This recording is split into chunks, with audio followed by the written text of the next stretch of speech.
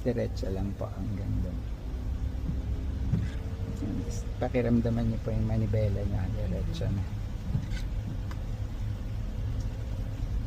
Bali, ni-recalibrate po namin kasi pumupunta sa isang side. Napansin ko nga siya, sabi ko. Opo. Kasi minsan especially kung nasa expressway ka, minsan bibitawan mo yung steering wheel mo. Pumupunta Pumupunta sa siya, isang side. nagkukusa Opo. siya. Ngayon try niyo, ma'am. Okay na siya. Opo. Hindi na siya nag-automatic. Opo. Kumakaliwa or Tama. Actually, ako nga nakapansin nung una. Sabi ko, Pwede po tayo wala mag-drive. sa ayos. Opo. Sabi ko, pumapaling. Sabi ko, automatic siya.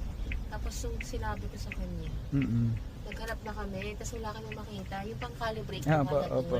Opo. Na-research lang namin yun. Okay. Kaya dun kami first time nagpunta sa kanya. I see. Tapos, wala din kami makitang matinunan Naggagawa. PPMS Opo. sa Angeles na Jimmy.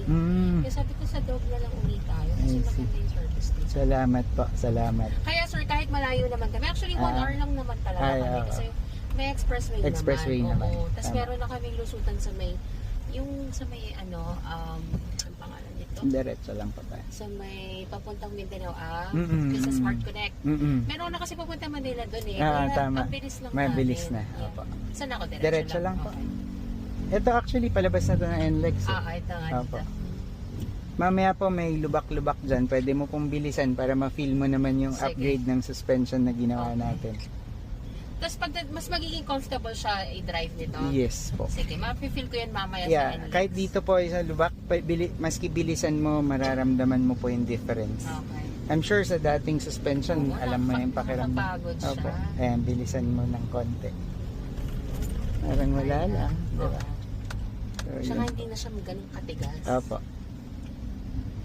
In fact, pwede pa siya lambutan kasi Okay. nasa number 6 yung harap mo ngayon, tapos yung likod is number 4. So, ang dami ko pang adjustments kung gusto mo pang mas malambot.